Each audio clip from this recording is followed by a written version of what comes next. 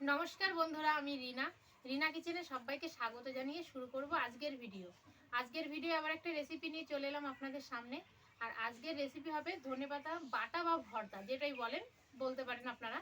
और এই রেসিপিটা কিভাবে করব প্রথম থেকে শেষ পর্যন্ত দেখবেন, কেউ কিন্তু স্কিপ করবেন না ভিডিওটা, অনুরোধ রইল দেখার পুরো ভিডিও।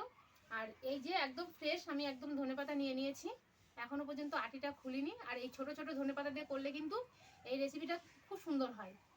এবার আমি এই ধনেপাতাটা খুব ভালো করে পরিষ্কার করে নেব, এর মধ্যে অনেক সময় ঘাসও থাকতে পারে, এবার সেইগুলো খুব ভালো করে পরিষ্কার করে নেব।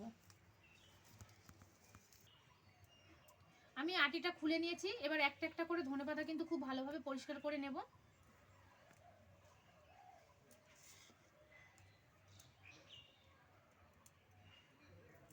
আর এই গোড়াটা ফেলে দেব। আর এই ধনেপাতাগুলো কিন্তু একদম পুরো দেশি ধনেপাতা, আর দেশি ধনেপাতা দিয়ে কিন্তু বন্ধুরা এই রেসিপিটা খুব সুন্দর হয়। আর এটার এই দেশি ধনেপাতার কিন্তু দুর্দান্ত একটা সেন্ট থাকে।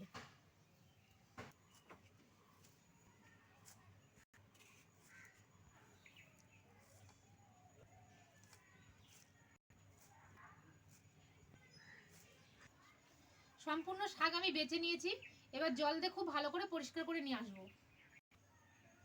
শাক ধুয়ে পরিষ্কার করে নিয়ে চলে এসেছি। আমি এখানে নিচে একটা বাটি দিয়েছি, জলটা খুব ভালো করে ঝরিয়ে নেব। আর এইদিকে উনানটাও ধরিয়ে নেব।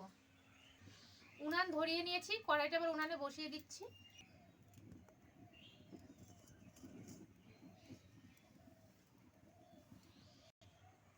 আর এই ধনেপাতা বাটা রেসিপির জন্য আমি যা যা নিয়েছি একবার আপনাদেরকে দেখিয়ে দিচ্ছি। এখানে আছে কালো জিরে, কাঁচা লঙ্কা, রসুন, লবণ, হলুদ। কড়াই গরম হয়ে গেছে, আমি প্রথমেই কালো জিরেটা শুকনো খোলায় ভেজে নেব। দিয়ে দিচ্ছি কালো জিরে। এবার আমি কালো জিরেটা ভাজা হয়ে গেছে, নামিয়ে নিচ্ছি। আমি অন্য একটা পাত্রে নামিয়ে নিয়ে এবার আমি কড়াইয়ে দিয়ে দিচ্ছি সরষের তেল। তেল গরম হয়ে গেছে, এবার আমি দিয়ে দিচ্ছি রসুন আর দিয়ে দিচ্ছি কাঁচা লঙ্কা। রসুন আর কাঁচা লঙ্কা একসঙ্গে ভেজে নেবো হালকা করে।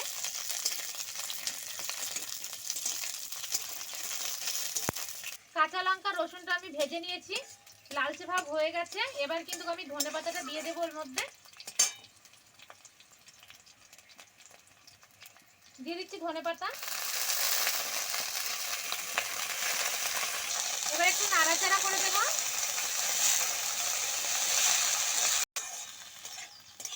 আমি ধনেপাতাটা দিয়ে কিছুক্ষণ নাড়াচাড়া করে নিয়েছি, এবার কিন্তু একদম ধনেপাতাটা নরম হয়ে এসেছে। এবার এর মধ্যে দিয়ে দেবো পরিমাণ মতো হলুদ আর লবণ।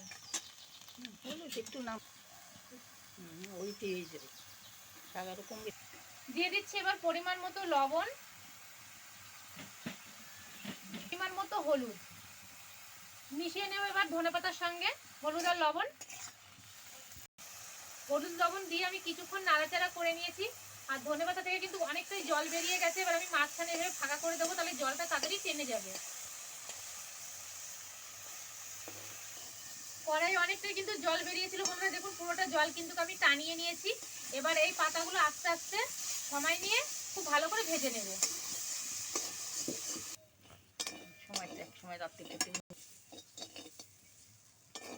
ধনেপাতা ভাজা আমার হয়ে গেছে, আর দেখুন একদম কমে কিন্তু অল্প একটু হয়ে এসছে। এবার আমি নামিয়ে নিচ্ছি। আমি একবারে কিন্তু পাটার উপরেই নামিয়ে নিচ্ছি, যেহেতু এটা আমি বাটবো।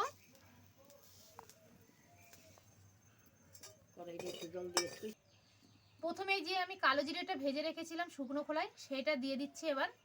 এবার আমি এই ধনেপাতার সঙ্গে খুব ভালো করে বেটে নেব।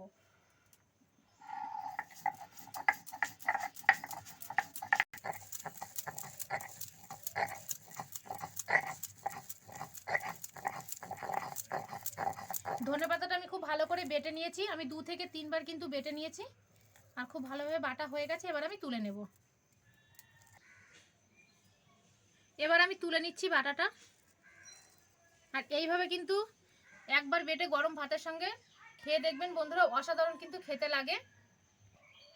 আমাদের আজকের রেসিপি যদি আপনাদের ভালো লেগে থাকে বন্ধুরা, অবশ্যই ভিডিওতে লাইক করবেন, কমেন্ট করে জানাবেন আজকের ধনেপাতার রেসিপি কেমন লাগলো। আর ভিডিওটা খুব ভালো লেগে থাকলে চ্যানেলটিকে সাবস্ক্রাইব করে আমার পাশে থাকবেন। ভিডিওটা আমি এখানে শেষ করছি, আবারও দেখাবে নতুন একটা ভিডিওর সঙ্গে। ভালো থাকবেন, সুস্থ থাকবেন।